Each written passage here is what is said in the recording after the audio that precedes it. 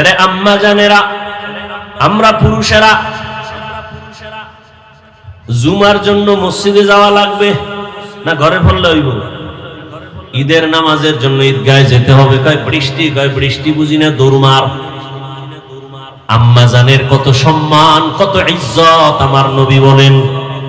আম্মা জান, পুরুষেরা মসজিদে গিয়া জুমা আদায় করবে, ঈদগাহে গিয়া ঈদের নামাজ আদায় করিয়া যা পাবে, আম্মা জানেরা ঘরের মধ্যে থাইকা নির্জনে নিরিবিলি পরিবেশে একেবারে গোপনীয়তা রক্ষা করে যদি আম্মা জান ঘরে নামাজ পড়ে, পুরুষেরা কষ্ট করিয়া মসজিদে গিয়া যা পাবে আল্লাহ মাদেরকে তা দান করবেন ঘরে রাখিয়া।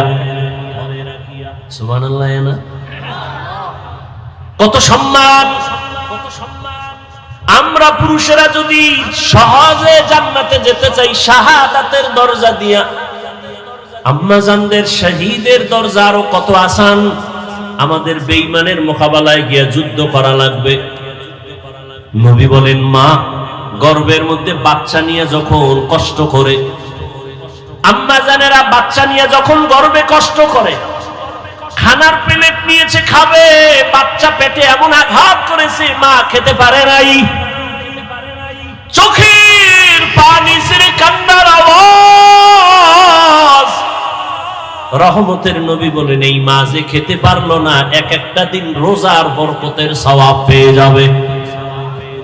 আর জোরে বলেন। এমন ইমান দুর্বল হইছে। আম্মা জান রাতের বেলা বাচ্চার ব্যথায় ঘুমাইতে পারে না। রহমতের নবী বলেন, এক একটা রাত কদরের রাতের ইবাদতের সওয়াব আল্লাহ দান করবেন। আম্মা জান যেদিন বাচ্চা প্রসব হব, আমি দুনিয়াতে আসবো, আম্মা জানের কান্নার এত পরিমাণ আওয়াজ যে আম্মা জানের কণ্ঠের আওয়াজ বাহিরে যায় না, সে আম্মা জান বেকরার হয়ে গেছে। সাত আসমান মোথায় বোধহয় মাথায় চেপে পড়ছে মায়ের কান্নার আওয়াজ। রহমতের নবী বলেন, ওই অবস্থায় কত নারী মরে যায়। বাচ্চা প্রসব কালে যদি কোনো আম্মা জানের ইন্তেকাল হয়ে যায়, বিনা হিসাবে শহীদি মর্যাদা নিয়ে জান্নাতে যাবে। কত মর্যাদা নারীর!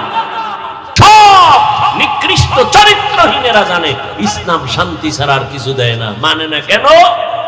তাহলে ওরা মেয়েদের নিয়ে আর হোটেলে হোটেলে মাস্তানি করতে পারবেন। আল্লাহ হেদায়েত দান করুন। আম্মা জান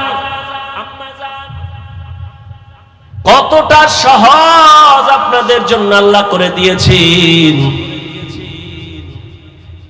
কিয়ামতের ময়দানে যদি আল্লাহ জিজ্ঞাসা করেন, আমার দ্বীন হেফাজতের জন্য কে হিজরত করছো, প্রথম দাঁড়াও। হাসরের ময়দানে একজন নারী পুরুষও দাঁড়াতে পারবে না, একজন নারী দাঁড়ায় বলবেন, হে আল্লাহ, দ্বীন হেফাজতের জন্য প্রথম আমি হিজরত করেছি, জন্মভূমি ত্যাগ করেছি, আমি এক নারী। রহমতের নবীর মেয়ে রুকাইয়া রাদিয়াল্লাহু তাআলা আনহা, উসমান রাদিয়াল্লাহু আনহুর বিবি।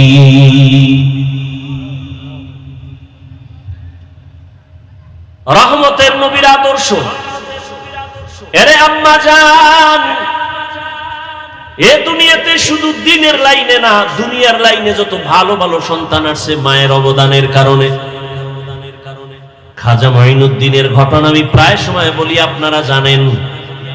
খাজা মঈনুদ্দিন চিশতি রাহমাতুল্লাহ আলাইহি মদিনাতুল মুনাওয়ারা থেকে আসছেন ভারতে কালেমার দাওয়াত দিতে। লক্ষ লক্ষ বিধর্মী খাজা মঈনুদ্দিনের হাতে কালেমা পড়ে মুসলমান হয়েছেন। মঈনুদ্দিনের দিলটা বড় খুশি। আম্মা জান বলেন, ও মঈনুদ্দিন এত আনন্দিত কেন? বলে, লক্ষ লক্ষ বিধর্মী কালেমা পড়েছে, অনেক আনন্দ। মা কয়, তোমার আনন্দ করার কিছুই নাই, সব আমি মায়ের অবদান।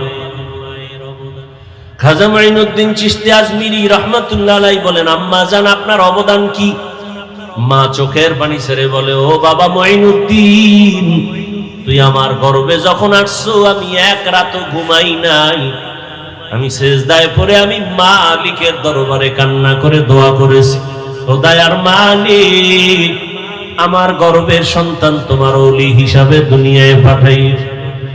এই আমার সন্তান মঈনুদ্দিন, তুই দুনিয়াতে আসার পর আমি মা তোকে যতদিন পর্যন্ত দুধ পান করাইছি, আল্লাহর জাতের কসম, একটা ফোঁটা দুধও আমি তোর মুখে বিনা অজুতে দেই না। খাজা মঈনুদ্দিনের মা কান্না করে, বাবা এক ফোঁটা দুধও তোর মুখে বিনা অজুতে দেই নাই। একটু চিন্তা করতে পারেন, এই মায়ের সন্তান জগৎ বিখ্যাত হবে না তো কে হবে?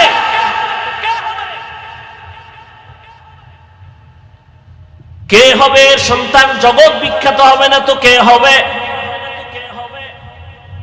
আরে আম্মা জান, এই জন্যই তো বাবার তুলনায় মায়ের আদর্শ আরো বেশি ভালো হতে হবে। কারণ একটা সন্তান বাবার থেকে মাকে ফলো করে বেশি, মায়ের কাছে সময় কাটায় বেশি।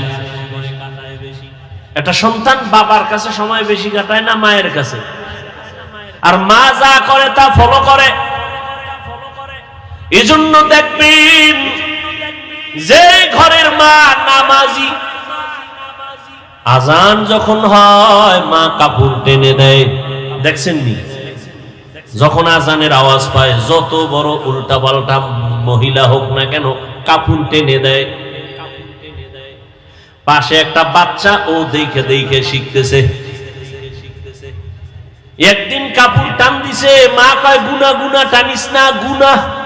বাচ্চা তো গুনা বুঝে না। হঠাৎ একদিন আজান চলতেছে, মায়ের কাপড় উঠাইতে মনে নাই, বাচ্চা কাপড় টেনে দেয়, এখন আর মা উঠায় না। আম্মু গুনা গুনা গুনা, ঠিক নেই? আম্মা জান নামাজ পড়ে, দেখবেন বাচ্চাটাও গুলো শিখে। মা আজান হওয়া মাত্র চলে গেলেন অজুখানায় অজু করার জন্য, দেখবেন বাচ্চাও চলে গেছে মায়ের কাছাকাছি। মা সুন্দর করে অজু বানাইলেন, বাচ্চাটাও মাকে দেখে দেখে অজু করতে গিয়ে আধা গোসল করে ফেলছে। মা যখন যায় নামাজ বিছাইয়া নামাজে দাঁড়ায় গেছে, বাচ্চাটাও মায়ের পাশে দাঁড়ায় গেছে। মা হাত বুকে বাইদা আলহামদু সূরা পড়তেছেন, বাচ্চাটাও বুকে হাত বাঁধছে। মা ঠোঁট নাড়ায় নাড়ায় তেলাওয়াত করেন। বাচ্চা তো বুঝে না মা কি পড়ে, মা তেলাওয়াত করেন, কিন্তু বাচ্চাটা না বুঝা শুধু ঠোঁট নাড়ায় ঠোঁট নাড়ায়। মা যখন রুকুর মধ্যে যায়, বাচ্চাটাও রুকুর মধ্যে যায়। মা যখন সেজদায় যায়, বাচ্চাটাও সেজদায় চলে যায়। মা কপালার নাক ঠেকাইয়া সেজদা করে, বাচ্চাটা গাল মাটিতে লাগায় মায়ের চেহারার দিয়ে তাকায়। তাকায় দেখে মা ঠোঁট নাড়ায়, বাচ্চাটাও ঠোঁট নাড়ায়। আমার মালিকের কুদরতি অন্তরে মায়ার জোশ। আল্লাহ ডেকে বলেন, ফেরেশতা তাকায় দেখ ওই বাচ্চাটা ঠোঁট নাড়ায় কেন? বলে ওর মা ঠোঁট নাড়ায়। বলে ওর মা কি বলে? বলে ওর মা বলে সুবহানা রাব্বিয়াল আ'লা। আল্লাহ বলে লেখ, এই বাচ্চাও বলে সুবহানা রাব্বিয়াল আ'লা। এই বাচ্চার তো আমল নামা নাই, সওয়াবগুলো মায়ের আমল নামায় উঠাইয়া দাও। আতিনা ফি দারে দুনিয়া না হাসান, আতিনা ফি দারে উকবা না হাসান, ইয়া গিয়াসাল মুস্তাগীসিন ইহদিনা লিফতিখারা বিল উলুমে ওয়াল গিনা। হর গরিদে নেক তু তৈয়ার হ্যায়, जो न मांगे उससे तू बेजार है। ও আমার পর্দার আড়ালের মা বোনেরা, ও যুবক, ও বৃদ্ধ বাবাজিরা, কয়দিন আর দুনিয়ার রং তামাশায় ঘুরবেন? মনে তো কত আশা ছিল, কম তো আশা পূরণ করেন নাই। মনে চাইছে বেপর্দায় দৌড়াবেন, দৌড়াইলেন। মনে চাইছে গান শুনবেন, শুনছেন। মনে চাইছে নাচ দেখবেন, কম দেখেন নাই। মনের শখ মিটাইয়া পার্কে পার্কে কত ঘুরলেন, কত মোবাইল দিয়া গুনাহ করলেন। মনের শখ মিটাইয়া পার্কে পার্কে কত ঘুরলেন, কত মোবাইল দিয়ে গুনাহ করলেন, এখনো কি তওবা করবেন না? আমরাও যদি আপনার মতো বেপরদায় আড্ডা দিতাম, নাচ গান দেখতাম, শুনতাম, পার্কে পার্কে ঘুরতাম, কেউ আমাদের বাধা দিত না, অথচ মাথার থেকে টুপিটাও খুলি না, দাড়ি কাটি না রে বাবা, 5 ওয়াক্ত নামাজ পড়ি, এরপর আবার আপনাদের পাও ধরিয়া ধরিয়া বুঝাই আপনারাও নামাজ আদায় করেন। এরে আল্লাহর বান্দা, কি লাভ? একবারও চিন্তা করলাম না, নিজের বাড়ি নিজের ঘর বাদ দিয়া, চিন্তা বাদ দিয়া আপনাদের পেছনে দৌড়াইয়া পাও ধরে ধরে এত বুঝাই কেন? কি লাভ? আপনারা যে আমাকে টাকা দিবেন তাও তো না, বরং আমাদের গালি দেন তাও শুনি, আমাদের বিরোধিতা করেন তাও জানি, টুপির বিরুদ্ধে বলেন তাও জানি, দাড়ির বিরুদ্ধে বলেন তাও জানি, জামার বিরুদ্ধে বলেন তাও জানি, মাদ্রাসার বিরোধিতা করেন তাও জানি, এরপর আমরা আপনাদের জবাব দেই না, গালি দেই না, বরং বিনয় হইয়া হইয়া আপনাদের কাছে নরম ভাবে বয়ান করি, পাও ধরে ধরে বয়ান করতে চাই। ও আল্লাহর বান্দারা, এক কারণটা কি? একমাত্র কারণ শুরুতেই কিন্তু বলছিলাম, দিনের সহি বুঝ বড় কঠিন সম্পদ। দিনের বুঝ যখন আসবে, মরিয়া গেল বান্দা আর নামাজ ছাড়বে না। চিন্তা ভাবনা করে দেখলাম, ওরে টাকার পেছনে, বাড়ির পেছনে বেপরদায় গুনাহ কইরা আর কয়দিন? ও আল্লাহর বান্দারা, দুনিয়াতে গুনাহ করিয়া করিয়া কেউ তো দুনিয়াতেই সম্মান পায় না, আখিরাতে তো কিছুই পাবে না। অথচ নবীর তরিকা মানার কারণে আলহামদুলিল্লাহ, যত মানুষ যতই গালি দেয় না কেন, সামনে আইসা সালাম না দিয়া কথা বলে না, ঠিক নেই? যত মানুষ আমাদের বিরোধিতা করুক না কেন, কিন্তু সামনে আইসা সালাম দেয়, মোহাব্বত কইরা দোয়া চায়, হুজুর দোয়া করবেন, আমার মতো গুনাহগার কেউ নাই। এই সম্মান টাকা দিয়া পাওয়া যায় না। এই চিন্তা ভাবনা করে দেখলাম, আসলেই আমার মাওলার কথাই তো ঠিক, নবীর কথাই তো ঠিক। নবীর কথা মানার কারণেই তো আজকে এত সম্মানে আছি, নবীর আদর্শ মানার কারণেই তো এত সালাম পাইতেছি, নবীর আদর্শ মেনে চলার কারণেই তো এত সম্মান, এত মোহাব্বত, এত ভালোবাসা। এই জন্যই চিন্তা করে দেখলাম, আল্লাহর নবীর আদর্শ ছাড়া আর কোনো ভালো আদর্শ নাই। আর আল্লাহর কোরআন সত্য, এ কোরআন ছাড়া সত্য কোনো কিতাব নাই। আল্লাহর কোরআনে স্পষ্ট, গুনাহ করলে কি ক্ষতি হবে, নেক আমল করলে কি লাভ হবে, তাও স্পষ্ট বলা আছে। ওরে আল্লাহর বান্দারা, চিন্তা ভাবনা করে দেখলাম, নবীর হাতে কালেমা পড়িয়া সাহাবায়ে কেরাম জান্নাতের টিকিট হাতে পাইয়া, এরপরেও যদি কান্না করেন কবরের ভয়ে, হাসরের ময়দানে দাঁড়াবার ভয়ে, আমার তো নামাজ নাই, রোজা নাই, তেলাওয়াত নাই, কিছুই নাই, মানুষকে দেখাবার জন্য যা করি, আল্লাহর কাছে আমি কেমন করে দাঁড়াবো, এই চিন্তা করে চোখের পানি ছেড়ে দোয়া চাই, দোয়া করি। ও আল্লাহর বান্দারা, আমরা নামাজ পড়িয়াও কাঁদি, দাড়ি রাখিয়াও কাঁদি, ভয় ভয়, আল্লাহর আযাব বড় কঠিন। আর আপনারা যারা নামাজ পড়েন না, দাড়ি রাখেন না, পর্দা করেন না, বেপর্দায় চলেন, মা বাবার সাথে বেয়াদবি করেন, আলেম ওলামার সাথে বেয়াদবি করেন, শিক্ষকের সাথে বেয়াদবি করেন, মানুষের উপরে জুলুম করেন, আপনাদের হালাতটা আরো কত ভয়ঙ্কর হবে। দুনিয়াতেই তো মাওলায় দেখায়া দেয়, ওরে টাকা পয়সা নিয়ে জুলুম করিয়া বাড়ি ছাইরা পালায়া গেল, ওরে টাকা পয়সা জুলুম করিয়া কেউ দুনিয়াতে সম্মানে থাকতে পারে নাই। কই নমরুদ, কই সাদ্দাত, কই হামান, কই কারুন, কই ফেরাউন, কই আবু জাহাল, কই আবু লাহাব, এক এক করে সব ধ্বংস হয়ে গেল। চিন্তা ভাবনা করে দেখলাম, মদিনার আদর্শ ছাড়া শান্তির কোনো পথ নাই। ও আল্লাহর বান্দারা, এই জন্যই তো তাকায় দেখলাম, কত মানুষ যদিও মাদ্রাসায় পড়ে নাই, কিন্তু এরপর অনেক সম্মান। কেন? বলে স্কুলে পড়িয়াও নামাজ ছাড়ে না, কলেজে পড়িয়াও দাড়ি কাটে না, বেপরদায় চলে না। কত ডাক্তার, কত ইঞ্জিনিয়ার, কত প্রফেসর ডাক্তারি করে, নামাজ ছাড়ে না, ইঞ্জিনিয়ার হইয়াও নামাজ ছাড়ে না, প্রফেসরি করিয়াও নামাজ বাদ দেয় না। চিন্তা করে দেখলাম, তারাও তো আমার মাওলার দিনের বুঝ পেয়ে গেল। কত র্যাব, কত আর্মি, কত পুলিশ, কত বিডিআর নামাজ পড়ে দাড়িওয়ালা, অভাব নাই। জেনারেল লাইনে থাকিয়াও কত মানুষ দিনের বুঝ পাইয়া নবীর আদর্শের আপন গলার মালা বানায় নিল। তাহলে আমি কেন পারবো না? একজন জেনারেল লাইনের মানুষ যদি নবীর তরিকা মেনে পর্দা করে, আমি কেন পারবো না? আমার এখনো তো তৈরি হওয়া খুবই জরুরি, প্রয়োজন। ও আল্লাহর বান্দারা, আল্লাহর কোরআন সত্য, গুনাহগারের আযাব হবে তাও সত্য। দুনিয়াতে সূর্যের গরম সহ্য করতে পারি না, বেতের বাড়ি সহ্য করা যায় না, মশার কামড় সহ্য করা যায় না। অতএব এখন থেকে তৈরি হয়ে যাও, গুনাহ নিয়ে যেন আজরাইলের হাতে ধরা না পড়ো।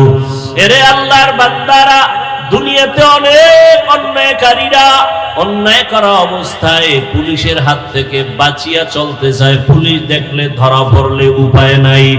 ওরে যারা গুনাহগার, আল্লাহর ভয় অন্তরে জমা করিয়া তওবা করো, কারণ গুনাহ অবস্থায় যদি আজরাইলের হাতে ধরা পড়ো, কই ছেলে, কই মেয়ে, কই বাড়ি গাড়ি কিছুই না, সাদা 3টা কাপড়ের প্যাকেট বানায় কবরে নিয়ে যাবে। আজকে আমার এত সম্মান, এত কিছু, কেউ আমার নাম নিবে না। তবে মানুষের সাথে যদি ভালো ব্যবহার করি, জুলুম না করি, মানুষের সাথে ভালো আচরণ করে যাই, আল্লাহর হুকুম মতো চলে যাই, মানুষ তখন দোয়া করবে, স্মরণ করবে। আর যদি অন্যায় করি, জুলুম করি, স্মরণও করবে না, দোয়াও করবে না, আল্লাহ আমাকে আর ভালো রাখবেন না। অতএব হেদায়েতের মালিক আমার আল্লাহ। এখনো যারা নামাজ ধরতে পারো নাই রে যুবক বাবারা, স্কুলে পড়ো, নামাজটা ধরে ফেলো। কলেজে পড়ো, নামাজ ছাড়িও না, দাড়ি কাটিও না, বেপরদায় চলিও না। মা বাবার দোয়া, শিক্ষকের দোয়া, উলামায়ে কেরামের দোয়া নিয়া নবীর আদর্শের মালা গলায় লাগায়া চলো। আল্লাহর কাছে খাঁটি তওবা করো। মরিয়া গেল আর দাড়ি কাটবা না, নামাজ ছাড়বা না, বেপরদায় চলবা না, মা বাবার বরদোয়া নিবা না, শিক্ষকের সাথে বেয়াদবি করে বরদোয়া নিবা না, উলামায়ে কেরামের সাথে বেয়াদবি করে বরদোয়া নিবা না।